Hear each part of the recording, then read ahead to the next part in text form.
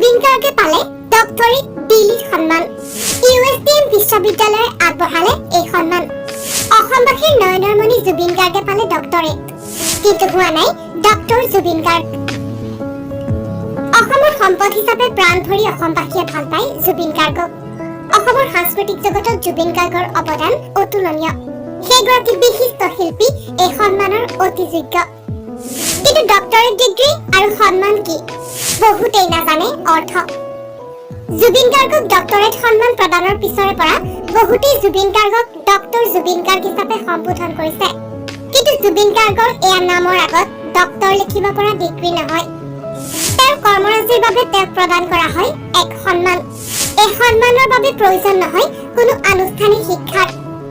সন্মান প্ৰদানৰ যোগ্য বিশ্ববিদ্যালয় এখনে নিজে বিবেচনা কৰি কোনো ব্যক্তিক দিয়ে এই সন্মান।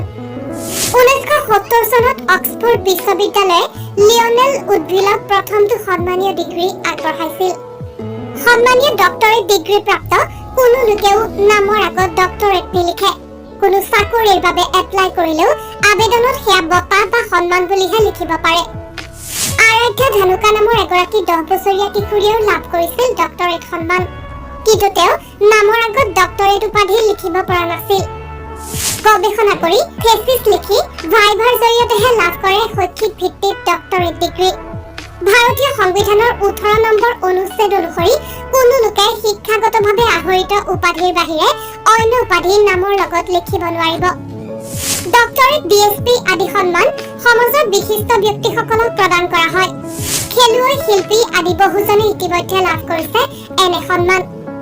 জুবিন গাৰ্গে এই সন্মান লাভ কৰাৰ লগে লগে উৎফুল্লিত হৈ পৰিছে সমগ্ৰ অসমৰ অনুৰাগীসকল। জুবিন গাৰ্গ অসমৰ এক উজ্জ্বল নক্ষত্ৰ। নিজৰ কৰ্মৰাজি আৰু অসমৰ বাবে দিয়া অতুলনীয় অৱদানৰ বাবে এই সন্মান জুবিন গাৰ্গৰ প্ৰাপ্ত। সমগ্ৰ অসমবাসী কৃতজ্ঞ USTM বিশ্ববিদ্যালয়।